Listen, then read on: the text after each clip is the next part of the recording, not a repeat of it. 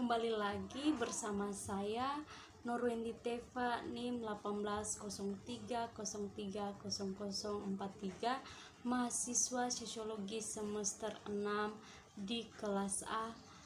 Di video kali ini saya akan mereview buku yang ke-8 dalam mata kuliah Sosiologi Politik dengan judul buku Transformasi Global di Media dan Riset Komunikasi oleh Marjan de Bruin.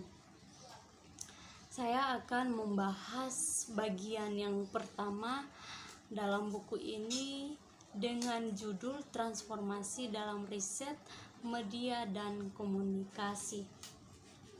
Informasi tentunya merupakan komoditas yang dapat diperjualbelikan di pasar yang sangat kompetitif. Tetapi pentingnya dalam permainan demokrasi membuat itu produk yang unik.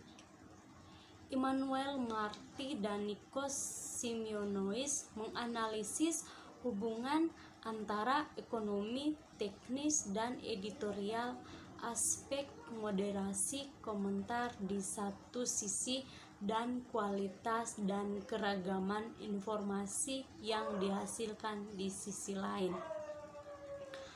Pada akhirnya, independensi media berita tentu saja bergantung pada konteks politik tempat mereka beroperasi. Penelitian terbaru telah memberikan informasi baru, penjelasan tentang negara-negara berbahasa Arab, dan satu menawarkan atau menggambarkan umum mengenai masalah yang serius ini. Penandaan media cetak dan berita online di Prancis, perkembangan dan tantangan.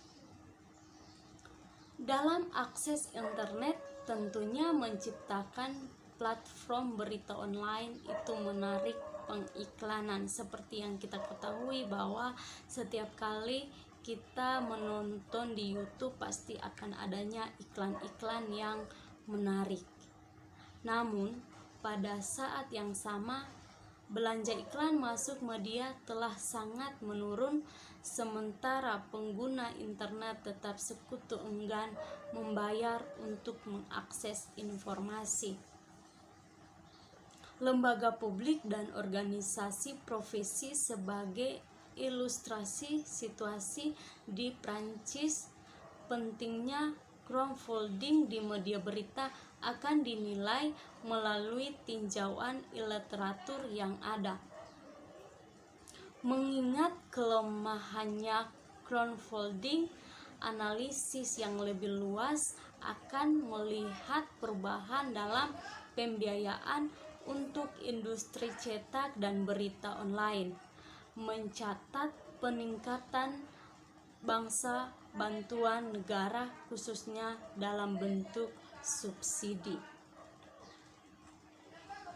Banyak surat kabar mengandalkannya untuk bertahan hidup dan dapat dipertanggungjawabkan hingga 15% dari omset mereka.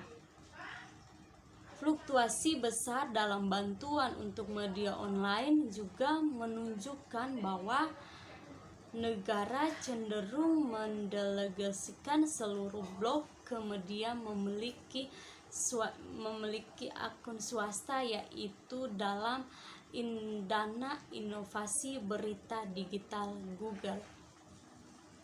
Google dan Facebook pemain utama dalam berbagai dan selection konten digital adalah informasi intermediaris yang juga sekarang terlibat produksi berita, pelatihan jurnalis dan penandaan proyek-proyek inovatif, dan bahkan format yang diadaptasi dan integrasikan ke dalam platform mereka seperti aplikasi Google, artikel instan Facebook, YouTube, feedback, video langsung, dan beserta aplikasi-aplikasi yang sekarang ini kebanyakan orang menggunakan untuk melancarkan setiap kegiatan-kegiatan yang ada. Krisis media saat ini dapat dijelaskan dari dua sudut pandang. Yang pertama sudut pandang ekonomi dan yang kedua sudut pandang etis. Dari segi ekonomi, pendapatan jatuh dari iklan dan penjualan serta ketidakpastian mengenai sarana pembiayaan lain, khususnya online, telah mendorong media berita untuk mengembangkan inovasi dan jika memungkinkan model bisnis yang berkelanjutan.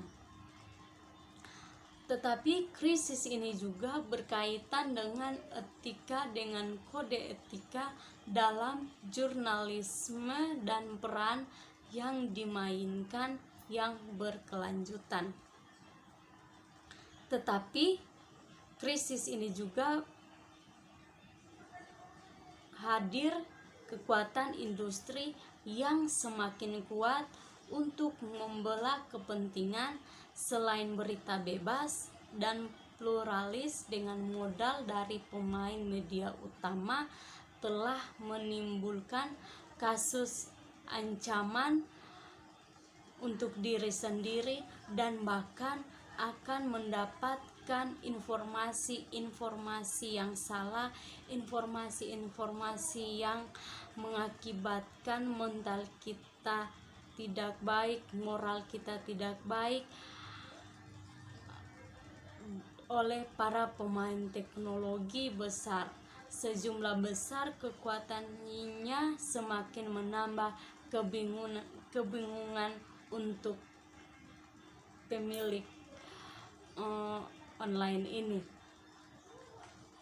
Partisipasi adalah bagian yang fundamental definisi dan sejarah mereka, baik dalam aturan operasi mereka dan dalam pembiayaan mereka, serta dalam wacana mereka yang dihasilkan atau yang dirangsang.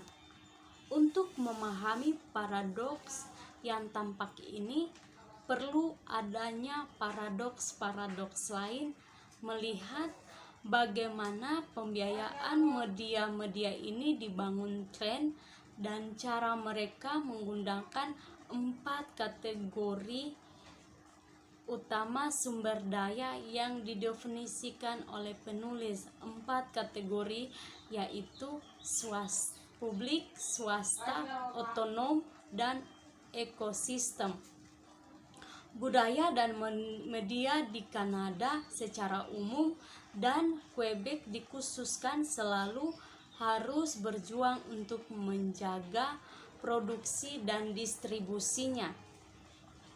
Di media yang secara historis dibangun di sekitar geografi komunitas yang didefinisikan secara resmi, sebuah studi eksplorasi menunjukkan bahwa terbukti struktur pelangganan dana telah dikembangkan dari waktu ke waktu. Ketika batas-batas wilayah nasional dimulai menjadi lebih keropos, bagian dari jaringan digital dan sebagian negara bagian mendefinisikan ulang sifat dan luasnya cara mereka dapat melakukan intervensi, cara-cara baru untuk menandai produksi budaya dan media muncul di kontak lokal, nasional, dan internasional. Konteks ini memiliki munculnya crowdfunding atau pembiayaan partisipatif yang diuntungkan lonjakan web kolaboratif dan budaya partisipasi tumbuh ke berbagai tingkat sektor budaya dan media pada umumnya. Apalagi sektor budaya dan media masing-masing punya logika dasarnya masing-masing. Meskipun mereka tumpuk tindih seperti file sumber pembiayaan yang mereka andalkan. Demikian review saya mengenai buku ke-8 dalam mata kuliah Sosiologi Politik. Terima kasih.